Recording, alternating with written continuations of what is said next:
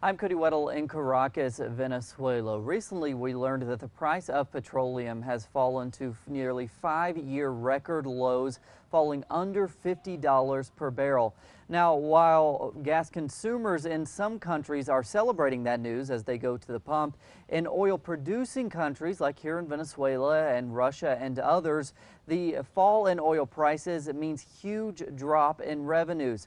Today I'm joined by David Paravicini. He is an expert on public energy policy to analyze this recent drop in oil prices. Mr. Paravicini, thanks so much for joining us. If we could just start, I would like for you to explain to us what is behind this fall in prices. What are the forces behind this? What is causing this drop in prices? La principal razón que está detrás de esta situación de caída de los precios es una gran batalla por el mayor mercado energético del mundo, que es el The main mercado energético de los reason Estados Unidos. why Estados oil Unidos, prices con un plummeted 5-4% de la is a población battle mundial, for the largest tiene energy un market in the consumo world, energético del which is the 25% United del States total de energy la market. energía que se consume The en el United mundo. States, with 4 or Y de allí, 5% of the pues, que world's Estados Unidos es population, el país has a por world excelencia energy para los consumption rate of países about exportadores 25%.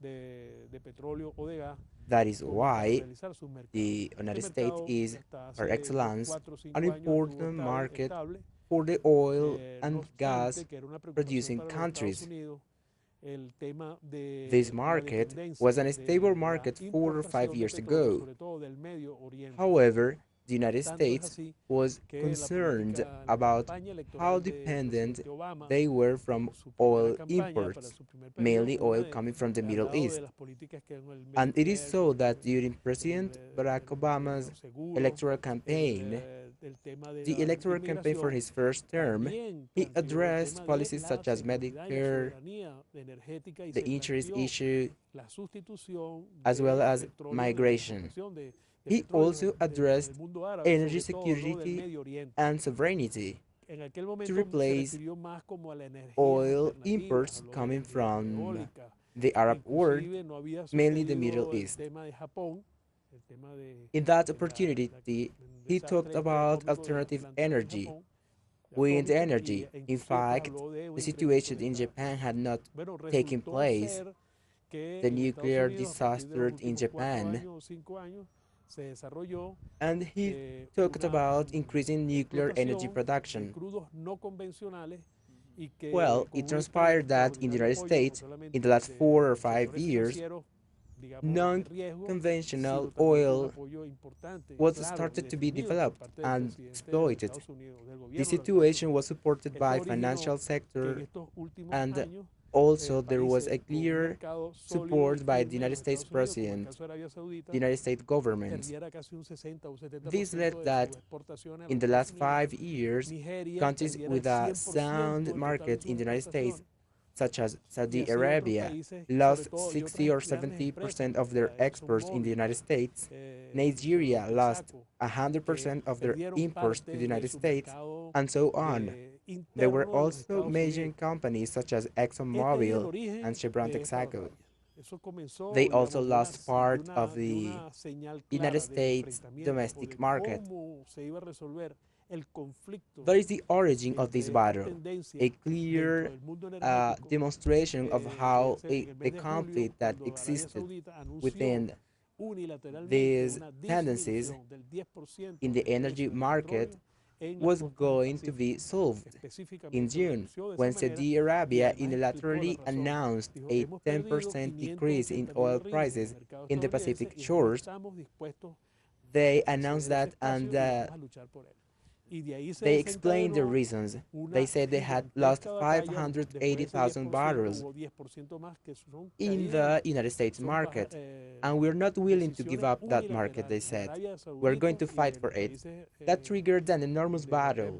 There was del another Medio Oriente, como es 10% Kuwait, decrease. Qatar y Emiratos There Árabes, are de unilateral bajar decisions sus precios del by petróleo Saudi Arabia para and by tratar de some OPEC abatir member los countries in the Middle productores East, de such as crudos no Kuwait, Qatar, convencionales and the en los United Estados Arab Unidos, Emirates. They tratando, pues, decided to llevando lower their y oil poniendo en el mercado prices mundial un petróleo and muchísimo más barato, aiming con el at objetivo de getting sacar those del mercado companies out of the United States domestic market so as to have a reasonable price of about $100 per barrel, as they announced it. anunciado un precio razonable para el petróleo en torno a los $100 el barril, como así pues lo anunciaron. Explain to me a little bit about the politics behind this fall in prices and how much we've heard some allegations that this is that the politics behind this are an effort by the United States, by other Western powers in retaliation against nations like Russia. How much do you think, to what extent are politics like that playing a force in this fall in prices? Look, there are two different policies by powerful sectors in the global energy market, which are, let's say, independent. Sometimes they are related, sometimes they are not. In this case, these two policies from the major international companies in the energy sector are related. The world oil market. These two policies seek to get these emerging producing companies in the United States out of that market. But at the same time, these corporations that have in different opportunities acted against OPEC oil member countries, they have set policies aiming at creating coup d'etats, instability, to create divisions, wars, such as the case in Iraq, Libya. These are the interests of the major multinational companies, along with imperialist countries, not only the United States, but also Europe, who seek to weaken OPEC member countries and the OPEC itself by creating divisions, such as the case of Iraq, where you see they have oil regions that allow them to trade, while Iraq is in a position that is not that stable. There is also the case of Sudan. They created a civil war, and with that civil war, they divided the country. Now we have also the case in Syria and Venezuela, where they managed to have a coup d'etat. These policies that seek to harm these countries by implementing diplomatic actions. Or in the case of the United States Congress, they set sanctions against Venezuela because these are policies targeted oil exporting countries that don't have the same interest or the same interest these major transnational companies have. So this is a continuous battle that is not only against Venezuela, Iran, but also against Sudan, Libya, and Iran. What is new and at the same time regrettable is that OPEC member countries join these companies and share the same interests. This is the case of Saudi Arabia, Qatar, and the United Arab Emirates that have financed terrorist armies, mercenary armies. They have openly financed these kind of actions against OPEC member countries, and those actions weaken those OPEC member countries. But that is an unchanging policy from major oil-consuming countries that seek to weaken oil-producing and exporting countries, such as the case of OPEC and the Middle East, and of course Venezuela. So let's not confuse these two policies. We should not see one part of the situation. If we do that, we will not have a complete idea of what is happening, so we won't be able to establish mechanisms to overcome this crisis, which at the end could bring new allies. If new oil-producing countries, even the United States, may be an ally that will eventually seek fair oil prices. And I read today that some analysts believe that it could even go as low as $30 a barrel or even lower. Do you think it'll get that low? When you have a prices war, it is not possible to determine how far or how low prices will be. There are powerful countries which have different interests. It is to say, Saudi Arabia said they were willing to take the United States market back. The United States president said he is pleased that the American people is pleased because they are fear. I mean, because they don't import oil. These are national interests, political interests. We are talking about national sovereignty. We might have an American pride, let's say, may have maybe they are proud of consuming their own oil, and the United States might be willing to subsidize this production, as they actually do currently with wheat, corn, steel. It is to say, the United States supposedly believes in the free market, but when they see the interests of the American people, they decide to leave any free market theory aside and intervene as a state, and they subsidize steel, corn, fruit, sugar. They don't allow Brazilian ethanol into the American market, and maybe the United States government might subsidize non-conventional oil they are producing. That might be the case. Then, what will Saudi Arabia and these countries that are waging this war of prices do?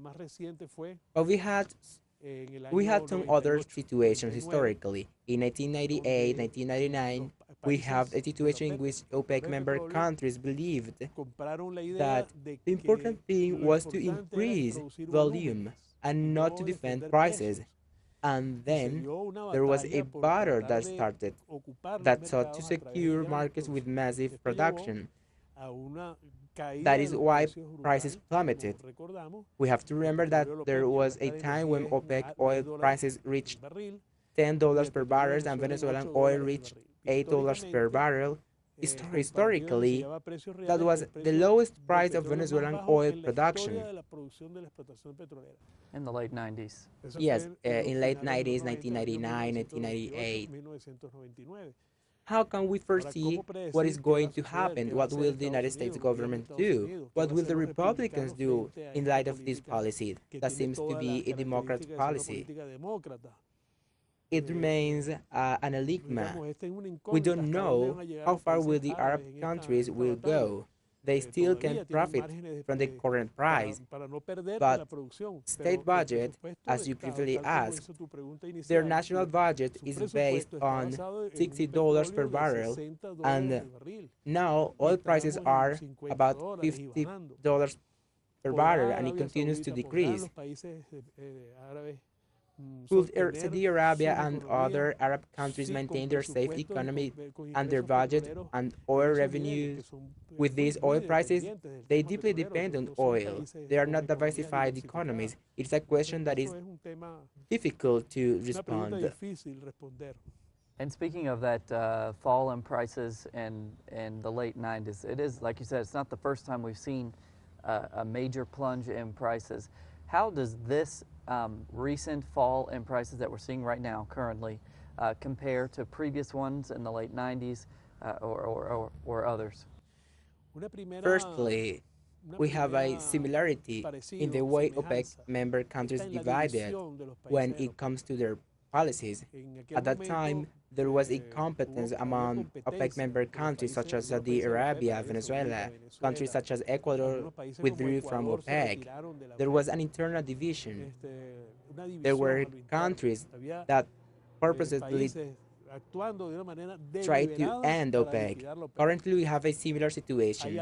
Saudi Arabia, Qatar, Kuwait, United Arab Emirates can currently have a policy that weakens the organization and the defense of fair oil prices. That's the first similarity.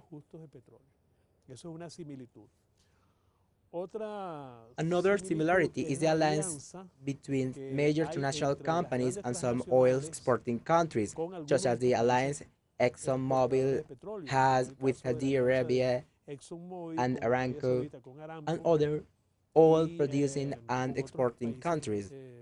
there is a similarity in the way they want to enter the largest oil market, which is the United States. Another similarity is how weak the oil producing countries or minor oil companies in the United States, which are tens of thousands, when facing this battle. We just can't wait. You just have to wait and see what happens. We just have to wait and see what happens. There is no way out. They decided to wage a war prices. We don't know what is going to happen. There is uncertainty. We don't know how low oil prices will be and what is the way out, in a way that the United States interests and sovereignty are secured. Yes, sovereignty, the United States sovereignty. They want to be independent in the energy sector. And when these prices do fall, nerves here in Venezuela and Russia raise. What should Venezuelans, other countries like Venezuela, be concerned about, and what measures can Venezuela take to as the prices continue to fall? Well, currently there is uncertainty. That question you asked me, let's say, is continuously asked. There are some people who say that we are not prepared for this decrease in oil prices, that we have no reserves. We don't have enough reserves to tackle this situation, even to act in order to overcome this crisis. Well, the only way to overcome the crisis is, let's say, to have, I would say that, to have an economy that depends little on oil. Yes, an economy that depends little on oil. That's the only way out. There is no other way. Of course. For an oil exporting country such as Norway, this is not a problem for them because the oil revenue doesn't affect their economy significantly. They manage to have a diversified economy. The same with the UK, which is an oil exporting country. I don't have an answer for this situation. There are some people, some friends that blame themselves. They say, well, not prepared.